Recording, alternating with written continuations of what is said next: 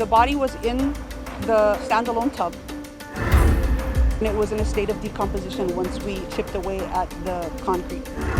A gruesome murder in an exclusive East Honolulu neighborhood. Never had a serious crime like this happen before. An elderly man's body found encased in concrete in the bathtub of his multi-million-dollar home. The suspect, his 23-year-old lover, Was claiming to be the resident and the homeowner. That young man's lies and party lifestyle allegedly continuing even after the murder. We started messaging on Tinder. His mood would change. What kind of secrets people are hiding behind closed doors. The manhunt. Breaking news tonight, police are on the lookout. The capture. This has not been reported before. And the shocking confession. I want to warn you, the details are graphic. Along with justice, the family of the man brutally murdered wants him remembered for how he lived, not how he died. He cultivated friends and friendships in Hawaii. Kindest, gentlest person. I'm Jonathan Jared Sapi. In this Hawaii News Now special report, we'll run through everything we know so far about the homicide at Hawaii Loa Ridge.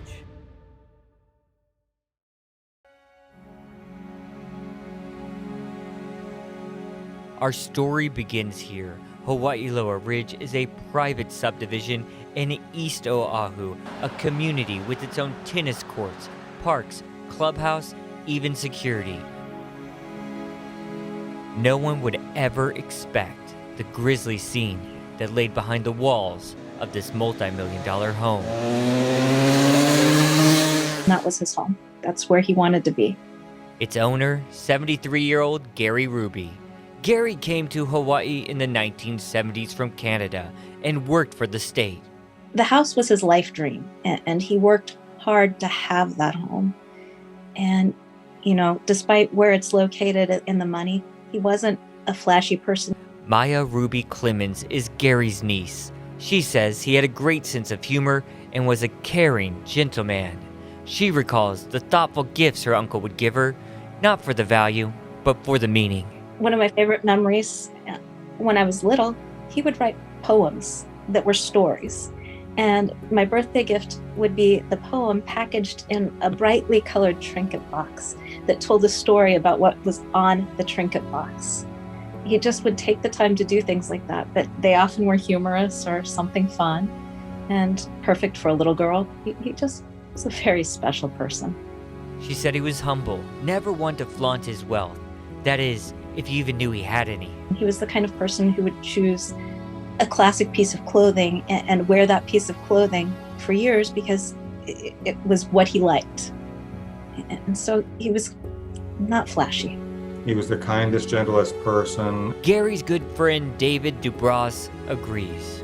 And I understand the home in the Hawaii Loa Ridge area was pretty much his dream home. He'd worked really hard for that. Honestly, I don't know how he could afford it. As long as I knew him, he lived modestly. He lived in the Queen Emma Gardens apartments for a number of years. He was what I would call thrifty. He used to clip coupons when we'd go out to dinner together. Over the past few decades, David, who lives in California, would visit Gary, who had quickly become accustomed to island life. He would go down to Queen Surf and set up his beach chair, and we would go down and meet him, and he would be reading his book, and he would greet friends, and we would just sit there and chat about life and chat about the world. He seemed to know quite a few people who would just pass by, and it was enjoying the Hawaiian lifestyle. But all Gary had worked for came to an end in early 2022. His brother hadn't heard from him in 3 weeks and became concerned enough to call authorities to check on Gary. This murder was unusual. Lynn Kawano is the chief investigative reporter at Hawaii News Now. She also hosts the podcast, The Other Side of Paradise. She describes the moment she learned something wasn't quite right at Hawaii Loa Ridge. As soon as I heard it was Hawaii Loa Ridge, I actually had to ask one of my sources, are you sure it's the bridge? Because I have never been up there. It's such an exclusive neighborhood. I knew there was a gate. I knew there was some public access so that you could get through the gate. But it's one of those places that I have not gone to cover a crime in the 8 years since I've been back home covering crime. And by the way, some who knew Gary had learned of a new love interest, but no one seemed to know much about this new relationship. In fact, I usually ask that question if I talk to him. I'd say, are you seeing anyone? And he didn't say that he was. It was very surprising to me, first, of course, knowing obviously now what happened, that Gary was not, would have been he wouldn't have been the kind of person to invite a dangerous person into his home, I feel. He was not gullible. Now police were first called to Gary's home on Lele Kapue Place on March 7th for a welfare check. They met two men, Juan Tejedor Baron and Scott Hannon. At about 4:00 p.m., missing persons detectives were notified and responded to the scene to continue the investigation, where they met with a 23-year-old male who claimed to reside at the victim's residence. It was then determined that the victim had an intimate relationship with this 23-year-old male. 23-year-old Baron told them that he had bought the property from Gary 5 years prior. Consent was obtained by detectives, the missing person detectives, to check the residence and continue to search for the victim. However, the victim was still not located. Police say Baron had also been driving Gary's car. Sources tell Hawaii News Now that a courtesy transport was provided to Hannon and Baron because investigators didn't have enough probable cause to detain them and officers wanted to search that car, but plainclothes officers were not assigned to follow them. Of course, at that time, no one knew where Gary was or what was hidden in the bathroom. Surveillance video shows the two men walking around the Waikiki Grand Hotel that afternoon. You can see them here holding hands, neither seeming to have much urgency or concern about what police were doing at Hawaii Loa Ridge. And then the news broke of what investigators had found. As you can see, police are still out here at the scene. They've taped off the entryway to Lelekepue Place. Upon searching the home, a standalone tub was observed to be filled with concrete-type mixture. This case was passed to the homicide detail. Homicide investigators continued the investigation at the scene, and as the investigation continued, a body was located, believed to be the victim in the standalone tub in the concrete mixture. As a result, the 23-year-old male and 34-year-old male are suspects in this case. We heard like a lot of picking and shoveling. Was that from the tub or was that somewhere else? No, that was all from the tub. And it was filled with concrete? There was concrete and a layer of coffee on the top. The coffee grounds, believed to have been used to hide the smell of decomposition. Never had a serious crime like this happen before. The details of the case sent shockwaves through the neighborhood. We've heard of small robberies, but never to something of this degree. He is last seen wearing the same clothes. The manhunt was on for the two men. But who are Juan Tejedor Baron and Scott Hannon? Well, it turns out Scott isn't a suspect at all. To explain that part of the story, we had to find people who knew these men, and that wasn't hard to do. Scary to know that I was sitting next to somebody who either had already done this or who had the potential of doing this. Kai Johnson was looking for a friend in a possible relationship when someone responded to him on a dating app. Started messaging on Tinder, and then we set up a date to go out, and then we met up at a bar. Johnson said he first met Baron about a month before the discovery of Gary's body. He said he also introduced his friends to Baron, who led them to believe that his parents were well off and that he was working as a creative financial advisor. We always thought that he just had a good job, good money, because he was driving some Audi, like A6 or A8 or whatever, living in a nice house, and so we didn't think anything of it. But yeah, that was all lies, I guess. Almost every night he was asking us to go out to bars and stuff, and he was the one that was always paying for it. So it was probably the victim's card that he was using. Baron sometimes even invited Johnson and his friends to the Hawaii Loa Ridge home. But one room was off limits. Yeah, there was like one room that like we never tried to, but he was like, oh yeah, like that room's like always locked, you can't go into it. The last time the two were together was at a club. 3 days later, Baron was a wanted man. He started annoying me and stuff, but that was just his personality. Like he was overbearing and like he got a little too drunk and stuff, but nothing to red flag that kind of behavior. That could have been me.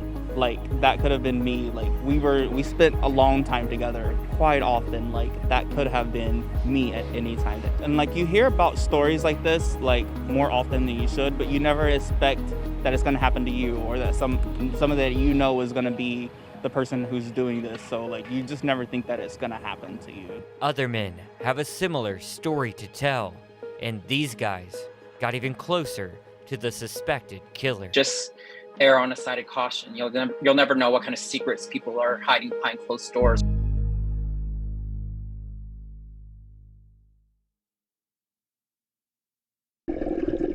Ronald Wu and Muhammad Dowdy's recent vacation in Hawaii is something they'll remember forever, and not just because of the scuba diving. On their first night out in town, they met Juan Baron, and they liked him immediately. How did you guys end up meeting Juan?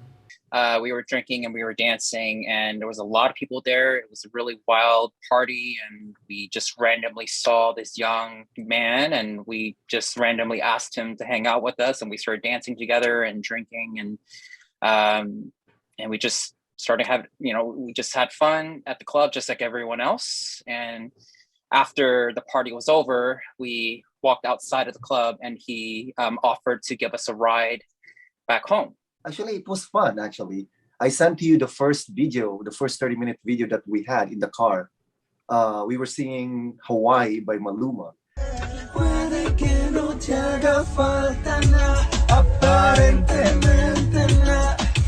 Went to hotel, and he slept over there, actually. And we stayed there, we exchanged Instagram, and until we passed out. He hanged out with us throughout the majority of our trip. Ronald and Muhammad had another person flying into the island to join their vacation, Scott Hannon. Muhammad has known Scott for some time and considers him a good friend. Scott, our friend, came from Boston. Juan messaged us, hey, can we have a pregame? So we went there, actually. Pictured with the Hawaiian, lace. Yeah, that was our first picture together, the four of us. All four men became friendly, and as the days went on, Baron even invited them all over to what he said was his house. He mentioned to us that his family owns multiple car dealerships, one in Hawaii and one in Texas.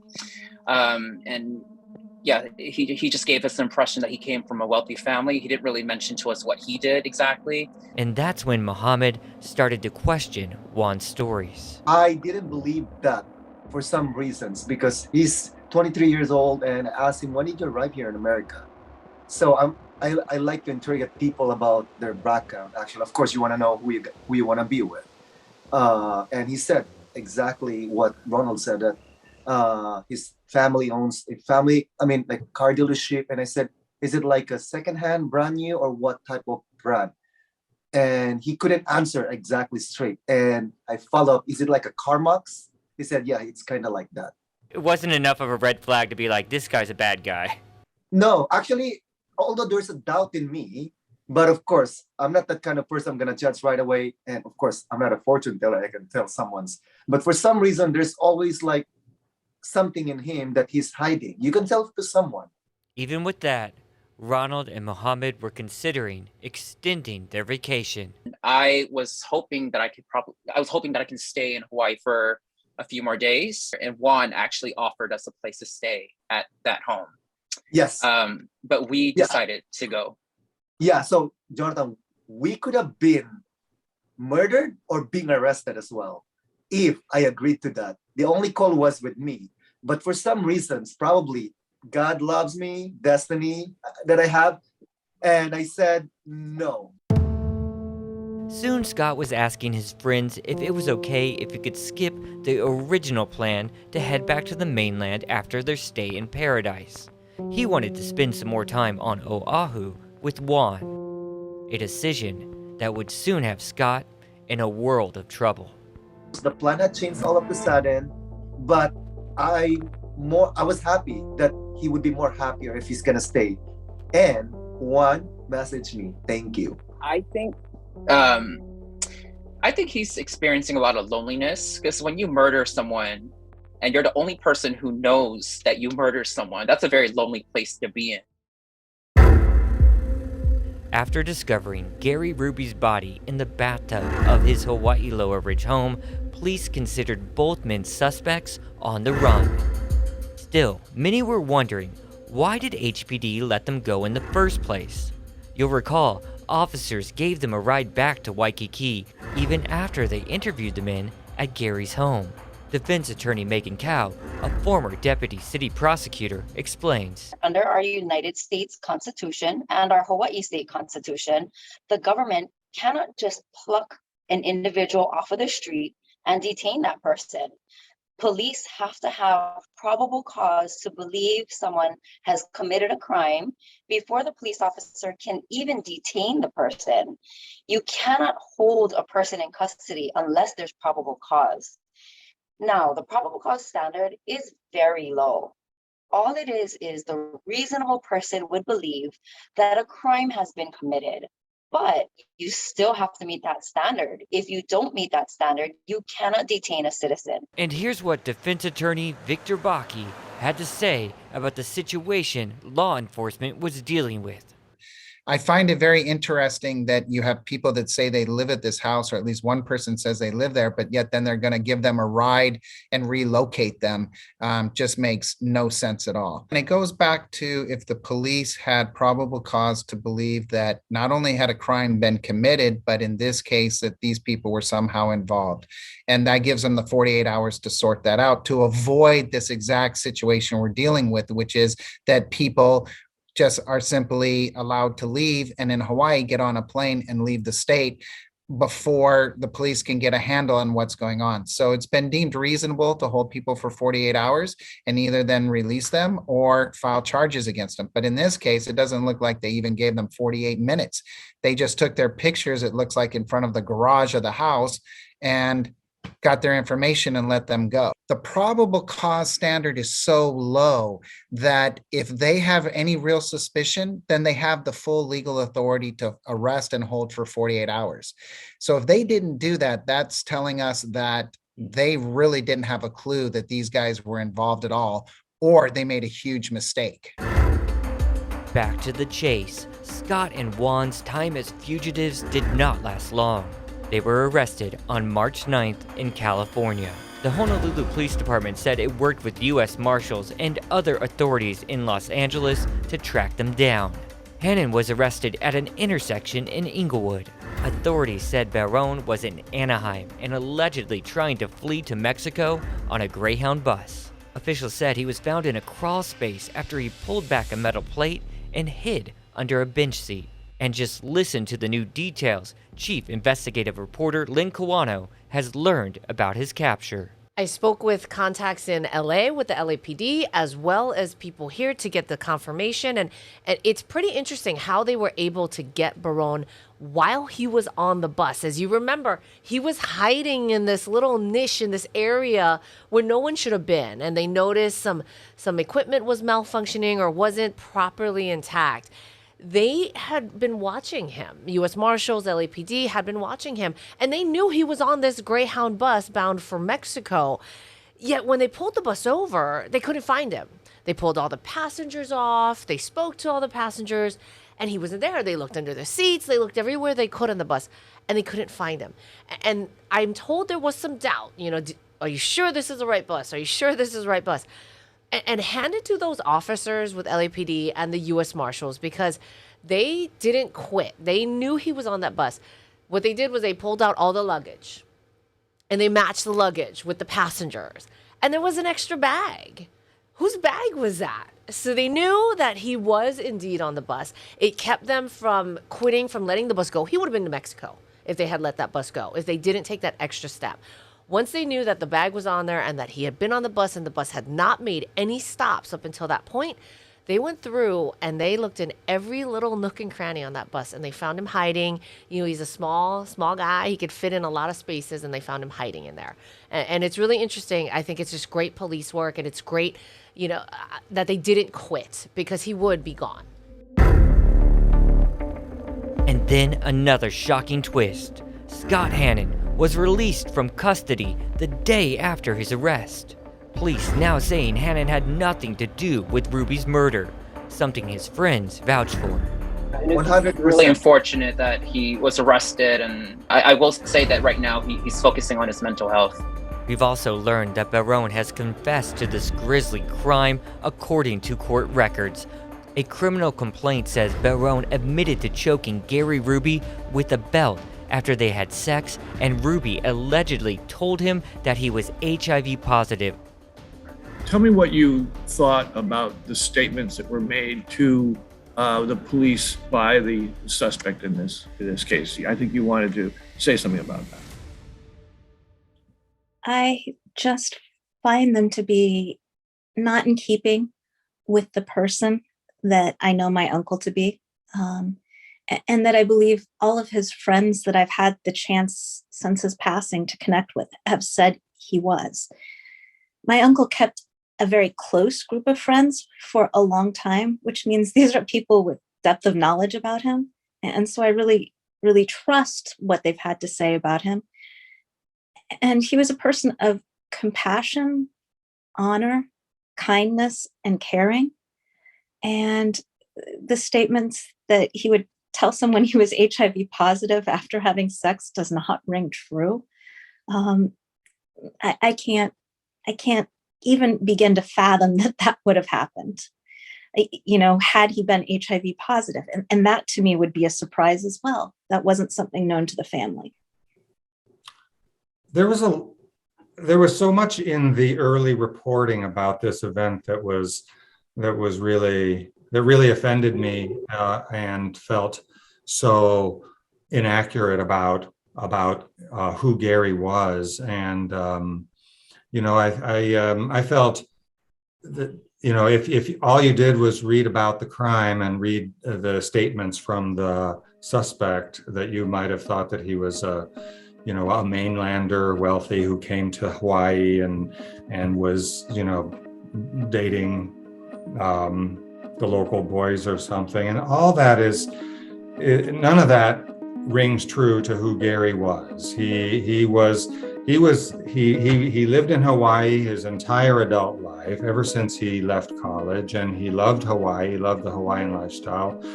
And for those who also feel tricked by the lies of a new friend they met on vacation in paradise, to say they learned a lesson is an understatement. Because I'm a psychiatric nurse. Personally, probably he has an unstable mood, which is, I've seen that, like his mood would change all of a sudden.